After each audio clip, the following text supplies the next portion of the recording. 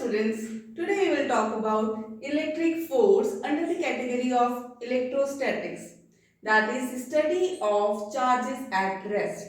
जब हम charges को rest में consider करते हैं, fine. So we have already studied about the two types of charges, that is the positive charge and the negative charge, fine. And we have also studied कि ये जो दो charges हैं positive और negative, ये अगर पॉजिटिव पॉजिटिव लेते हैं तो वो रिपेल करते हैं, और अगर हम पॉजिटिव और नेगेटिव कंसीडर करते हैं तो these charges attract each other, fine. Like charges they repel and जो अनलाइक चार्जेस होते हैं they attract each other. And we have also studied, ये भी हमने पढ़ा है कि अगर ये चार्ज को हम इलेक्ट्रिक फील्ड में रखते हैं तो it experiences an electric force. ठीक है, यही चार्ज को अगर हम किस में रखते हैं, इलेक्ट्रिक फील्ड में रखते हैं, तो ये एक्सपीरियंस करता है इलेक्ट्रिक फोर्स. तो today we will discuss about this electric force. So this electric force was given by Coulomb. ठीक है, तो हम ये स्टडी करेंगे कूलम का law. What does this state? तो ये जो कूलम का लॉ है ये लगता है दो चार्जेस, दो पॉइंट चार्जेस के बीच में, fine. So let us consider to point charges Q1 and Q2, fine. They are separated by some distance. Let us say जो distance है इनके दोनों के बीच में that is R. ठीक है, और ये क्या है, पॉइंट चार्जेस हैं. जो Q2 Q1 पे फोर्स लगा रहा है, let that force be F1 2. Q1 पे लग रही है 1 के ऊपर by charge Q2, fine. Let us consider कि जो Q1 Q2 पे फोर्स लगा रहा है that is F21, fine. Q2 पे लग रही है बाय चार्ज Q1. ठीक है ना. ये जो फोर्स है, ठीक है, ये जो फोर्स है इसका मैग्नीट्यूड कैसा है, that was given by coulomb. तो इसका मैग्नीट्यूड कैसा है, कैसे, कहां से इसकी वैल्यू आएगी, कैसे इसको कैलकुलेट करते हैं, तो that was given by Coulomb. ठीक है, फाइन. तो according to this Coulomb's law, ये जो फोर्स लग रहा है between two point charges, it is directly proportional to the product of two point charges.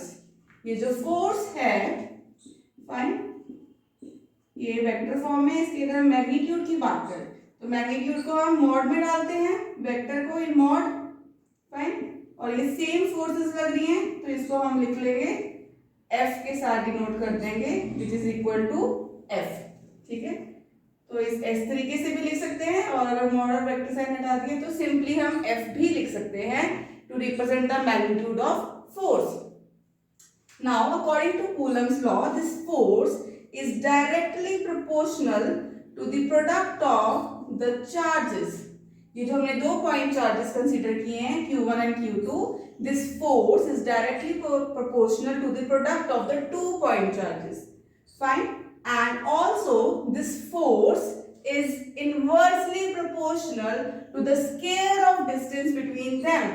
ठीक है, तो according to this Coulomb's law, this force is inversely proportional to the square of distance. तो इन दोनों के बीच में कितना डिस्टेंस है, R, और इसके this force is inversely proportional to the square of the distance between them, fine. And ये coulomb law के अकॉर्डिंग ये जो फोर्स लग रही है between the two point charges, it acts, कहां लगती है ये जो फोर्स, ये फोर्स लगती है along the line joining two forces. We have two charges.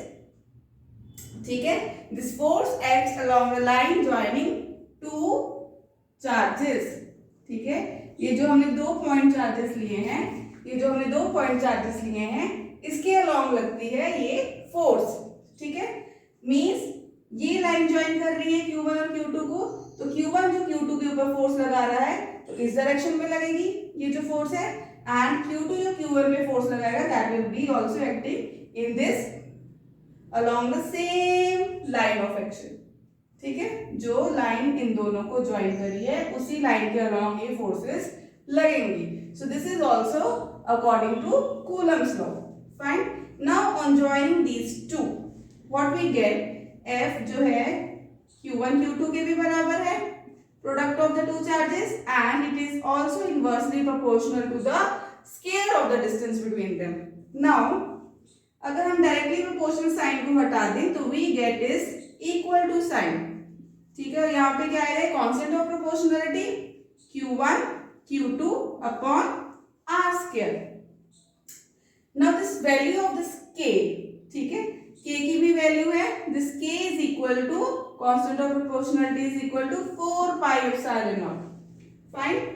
सो ये जो हमने चार्जेस कंसीडर किए हैं ये हम कंसीडर करें इन फ्री स्पेस, वैक्यूम में, ठीक है। तो in that case this epsilon naught is known as permittivity of free space, ठीक है। इसकी जो वैल्यू होती है 8.82 into 10 power -12 fine coulomb square per newton per metre square, ठीक है। सो ये वैल्यू होती है 8.8 into 10 power -12 coulomb square per newton per metre square, ठीक है। अगर हम यहाँ पे पाई की वैल्यू पुट कर दें और एप्सिलॉन नॉट की वैल्यू पुट कर दें तो we'll get the value of K as 9 into 10 power 9. On substituting here 9 into 10 power 9 Q1 Q2 upon R square, we get magnitude of force according to the Coulomb's law, which is equal to the product of the charges and inversely proportional to the square of the distance between them. Fine. So this Coulomb's law is also known as inverse square law. Inverse square law means ये जो force है ये distance के square के inversely proportional है, ठीक है। So ये जो Coulomb's law है ये फॉलो करता है इनवर्स स्क्वायर लॉ, ठीक है। So this is the magnitude of force, find this is the electric force between two point charges which are separated by some distance r, ठीक है। So this is the magnitude of force, ठीक है। Now this force अगर हम medium की बात करें तो मीडियम में हम डाइलेक्ट्रिक कांस्टेंट की बात करते हैं के, ठीक है, that is equal to dielectric constant, dielectric constant K जो है let us say that K is equal to what, epsilon upon epsilon naught, ठीक है। तो अगर हम मीडियम की बात करेंगे तो हम यहाँ पे क्या पुट कर देंगे, ये F की वैल्यू क्या है, this force will be equal to 1/4 pi epsilon naught Q1 Q2 upon R square. So this is according to Coulomb's law. Now this epsilon naught, ठीक है, इस तरीके से भी लिख सकते हैं और अगर हम 1/4 पाई एप्सिलॉन नॉट की वैल्यू पुट कर दे तो हम फोर्स की वैल्यू इस तरीके से भी लिख सकते हैं। तो ये जो है जब न्यूमेरिकल सॉल्व करोगे आप तो ये इजी हो जाता है सॉल्व करना, fine. Now in case of this is the force between two point charges when we are talking about the charges in vacuum, when we talk of the charges in medium, ठीक है, तो उस case में epsilon not की value क्या आ जाएगी,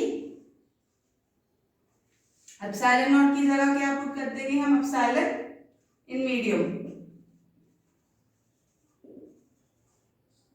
force की value क्या हो जाएगी 1/4 pi epsilon Q1 Q2 upon R square, ठीक है।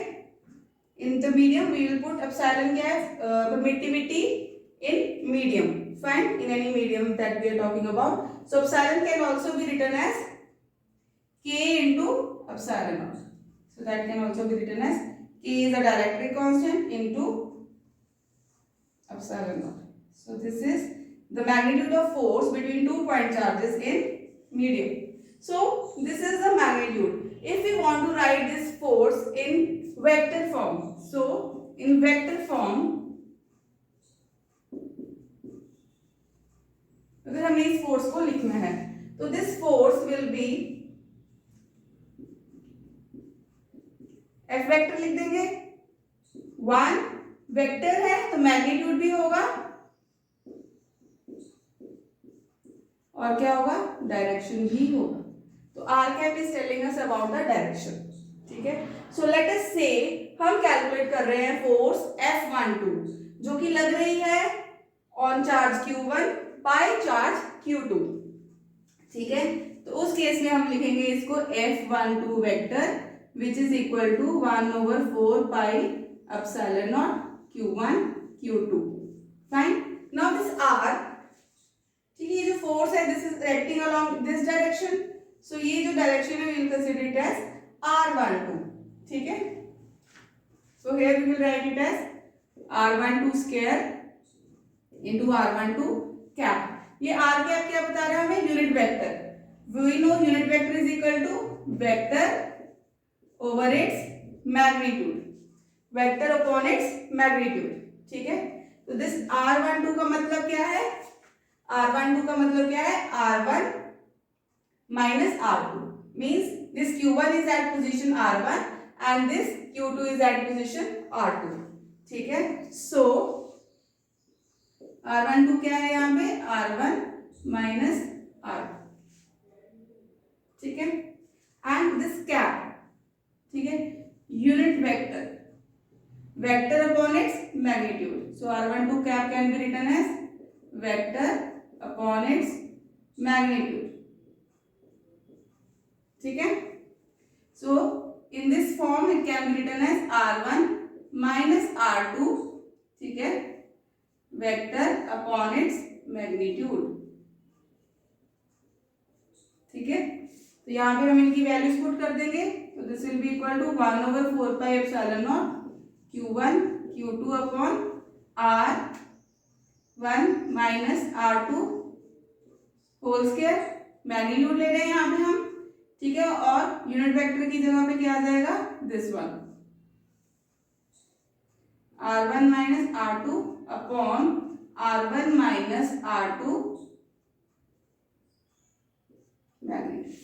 So this can be summed up as 1/4 pi epsilon naught Q1 into Q2 upon R1 minus R2 whole cube into R1 vector minus R2 vector, ठीक है। So this is in terms of vector form of the electric force, ठीक है। So this is all about the electrostatic force. Fine. Next, in next classes we will discuss about electric field and electric potential. Till then, thank you.